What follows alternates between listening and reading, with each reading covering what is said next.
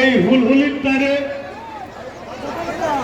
আমাদের যে ঐতিহাসিক জনসভা, সেই ঐতিহাসিক জনসভার শ্রদ্ধেয় সভাপতি উপস্থিত আছেন আদিবাসী কর্মী সমাজের মূলমন্তা মূলফুটি মানগর অজিত প্রসাদ মাহাতো সহ গুরুজনদের সকলকে নমস্কার জোহার জানিয়ে আমি আপনাদের সামনে দু চার কথা বলব। তো বন্ধুগণ, আপনারা জানেন কুর্মী জনজাতি তার হক অধিকার প্রতিষ্ঠার জন্য দীর্ঘদিন ধরে লড়াই করছে। এই লড়াইয়ে জিগিরজিটা করছেন, দহর থেকে দিল্লি যাওয়া, কলকাতা যাওয়া, দুবার আমরা রেল দেখাইল। কিন্তু ভারতবর্ষের যে সমস্ত রাজ্যগুলোতে এই কুর্মী জনজাতির বসবাস, সেই রাজ্যগুলোতে বিভিন্ন রাজ্য সরকার আছে, কিন্তু বিরোধী আসনে একমাত্র কেন্দ্রীয় সরকার হচ্ছে আমাদের বিজেপি সরকার। কিন্তু আমরা দেখেছি যে 342 ধারা এ এবং 2D দুটা যে কোড আছে, সেখানে বলা আছে যে এতে যদি কোন রাজ্যের পিছিয়ে পড়া কোন জনজাতি অর্থনৈতিকভাবে সামাজিকভাবে পিছিয়ে রয়েছে, তাহলে সেই জনজাতির মানুষকে রাষ্ট্রপতি এবং রাজ্যপালের পরামর্শ অনুসারে সেই জনজাতিকে এসটি সূচিতে নিয়ে আসতে পারা যায়। কিন্তু দুঃখের বিষয়, কুর্মীরা ব্রিটিশ পিরিয়ডে আদিবাসী তালিকায় থাকা সত্ত্বেও পশ্চিমবঙ্গের মুখ্যমন্ত্রী মমতা ব্যানার্জি নো অবজেকশন দেওয়া সত্ত্বেও আমাদের যে বিজেপি সরকার পরিচালিত, সেখানে কিন্তু আমাদের রাষ্ট্রপতি এবং রাজ্যপালের মাধ্যমে আমাদের এই কুর্মী জনজাতিকে আদিবাসী তালিকায় নিয়ে আসা হয়নি। তাই আমি বলতে চাইছি, আমাদের যে সমস্ত জঙ্গল মহলে, বিশেষ করে আমাদের পশ্চিম মেদিনীপুর, ঝাড়গ্রাম, বাঁকুড়া, পুরুলিয়ায় এইখানে 4 জন এমপিকে আমরা জিতিয়েছিলাম। আমাদের একটা আশা ছিল যে আমরা হয়তোবা এই যে প্রথম পদ্ধতি, সেই পদ্ধতিতেই কুর্মী জনজাতি আমাদের এসটি সূচিতে আসবে। কিন্তু দুঃখের বিষয়, এই বিজেপির যে এমপিরা আছে, সেই এমপি গুলো আমাদের হচ্ছে বোবা জামাই।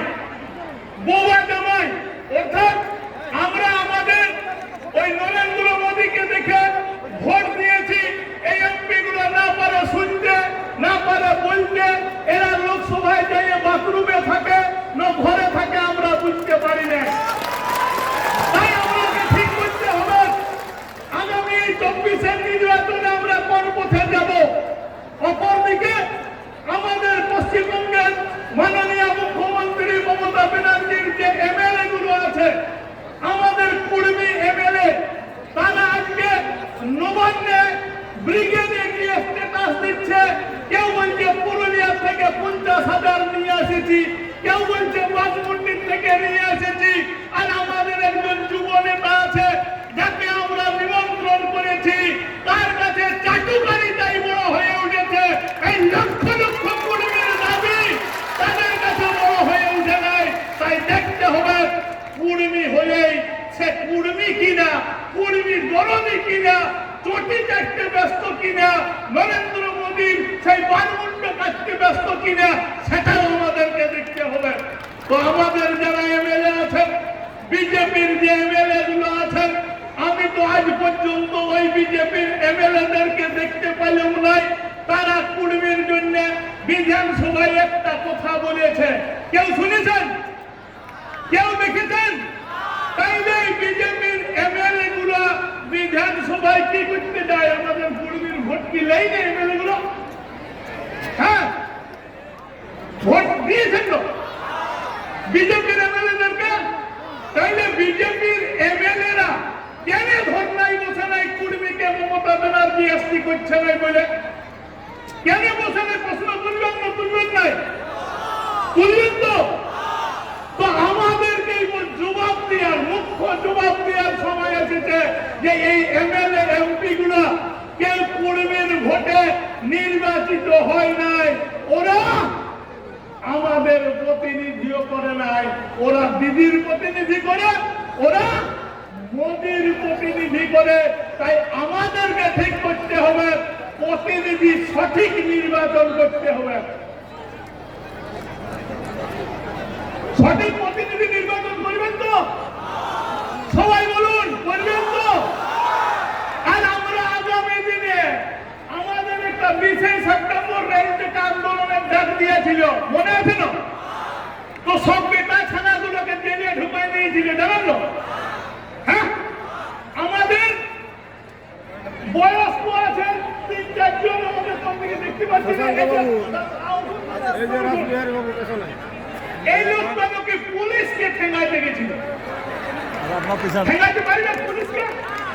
তাহলে মিথ্যা মামলা দিয়ে ঢুকাই দিয়েছিল জেলে। অজিত বাবুর একটা ভিডিও ক্লিপকে ছোট করে দেখায়, কেন না ধর্মীয় ভাবাবেগ সৃষ্টি করা হয়েছিল। সেটার মির্জাফর কে ছিল মাহাতো, বটে দেবরাজ মাহাতো। কত বড় মির্জাফর জানেন? কত বড় কুর্মীর মির্জাফর বলে জানেন? বলছে 20 লক্ষ গণিত 700 টাকা নাকি এইখানে কালেকশন হয়েছে। 20 লক্ষ গণিত 700 মানে আমি হিসাব জানি না, অত দূর পড়াশোনা আমার নাই। তো ওই দেবজিৎ মাহাতোকে বলছি যে দাদা কজন 700 টাকা করে দিয়েছে, আর এই 20 লক্ষ লোক কি দিচ্ছে সেটা এসে করে দেখুন না, আপনি কারো দালালি করছেন সেটা বলুন। এই দালালগুলোকে চিনতে হবে। আমরাকে মমতা ব্যানার্জি ডেকেছিল 22 তারিখে নবান্নে। সেই নবান্নে ডাকার পরে আমরা মমতা ব্যানার্জিকে বলেছিলাম যে 2017 সাল থেকে কেন্দ্রীয় সরকার ফার্দার কমেন্টের জাস্টিফিকেশন চেয়েছে, আপনি কেন এখনো পাঠাইলেন নাই? তো উনি একটা গল্প বলে আমাদেরকে টুপি পড়ানোর ব্যবস্থা করলেন। কি গল্প না? বলছে আমরা জিওগ্রাফিক্যাল সার্ভে করব কুর্মীদের। পুরুলিয়া সবাই বলেছেন, খাতড়া সবাই বলেছেন। তো মমতা ব্যানার্জি জানে না যে কুর্মীরা কোথায় বাস করে? জানে না? জানে না? কলকাতায় বাস করে নাকি কুর্মীরা? তো শান্তিরাম মাহাতোকে কলকাতার টিকিটটা দেন কি? কেন শান্তিরাম মাহাতোকে কলকাতার টিকিট দেয়নি? দিয়েছে কি? নরহরি বাবু দীর্ঘদিন এমপিও ছিলেন, কলকাতার তো টিকিট নেয়নি। নরহরি বাবুকে দিয়েছিল কি? কোথায় দিয়েছিল? পুরুলিয়ায়। তাহলে পুরুলিয়ায় দিয়ে আমার কি কুর্মীরা কোথায় আছে? নাহলে এখানে কোন ওই রাজাকে, চাটার্জিকে, বন্দ্যোপাধ্যায়কে কই টিকিট দিচ্ছে? দিচ্ছে কি? ওরা একটা মেম্বার দিতে পারবে, অনুভূতে পারবে? তাহলে ভোট কাকে দিতে হবে? কুর্মীকে। আর এই কুর্মীর ভোটটার জন্য কালা মালিকাকে, কে কালা মালিকা? ওই যে বিকেলে এইখানে এসে করে থাকলে দিতে আসো, বিকেলে যাই ছবি তুলে পোস্ট করছে, আমি নিয়ে এলাম বাংলাদেশ থেকে। কালা মালিকা বলে ওরা কালা মালিকে তোকে ধরে তোর ফান, ওরা কুর্মীর জন্য কোনোদিন করবে নাই। তাই আপনাকে ঠিক করতে হবে যে কুর্মীর গায়ে এই তৃণমূল, এই বিজেপির কোন এমএলএকে ঢুকতে দিবেন? দিবেন? কতদিন লড়াই করবেন? কুর্মী কত কোটি টাকা খরচ হিসাব রেখেছে তৃণমূলের এমএলএরা। প্রত্যেকটা বাসের আমার বাঁকুড়ার থেকে 10 থেকে 12,000, 120টা বাস মানে 1 লাখ টাকা হয়। 10,000 হলেও 12 লাখ টাকা। আর আমরা যে 200 প্রতিনিধি আছি তারা 700 টাকা দিয়ে আছি, আছে না? থাকছি। তাইলে 1 টাকা কুর্মীরা খরচ করে ডেলি আন্দোলন করিবেন, আর নেতারা এমএলএ হয়ে হস্টেলে থাকিবেন, এমপি হয়ে দিল্লি থাকিবেন, বহু বাচ্চা কাচ্চা নিয়ে ফুর্তি করিবেন, আর কুর্মীরা চিরদিন এরকম রোগে শিখতে থাকবেন। শিখতে থাকবেন কি? আর শিখবেন? লড়াই চাই না, চাই না। পুলিশ আমাদেরকে আটকাইলেও কেস দিয়ে দিচ্ছে।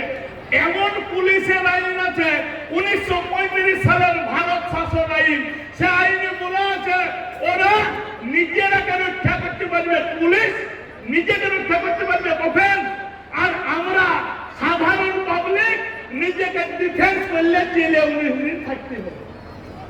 আইন কোথায়? তাহলে ব্রিটিশের আইন কে মানছে? পশ্চিমবঙ্গ সরকার মানছে না।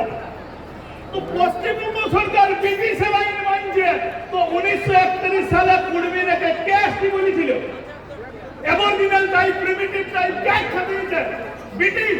সবগুলোর বেলায় ব্রিটিশের আইন চলবে, কুর্মীর এসটির বেলায় ব্রিটিশ চলবে না, কুর্মীর সিএনটির বেলায় ব্রিটিশ চলবে না। জানেন, মমতা ব্যানার্জিকে বলেছিল যে দিদি আপনি কুর্মীদেরকে এসটি দিতে পারছেন নাই, তো সিএনটি একটা, সিএনটি এক খতনাপুর টেনান্সিয়ার কবে অ্যামেন্ডমেন্ট বিল এসেছে?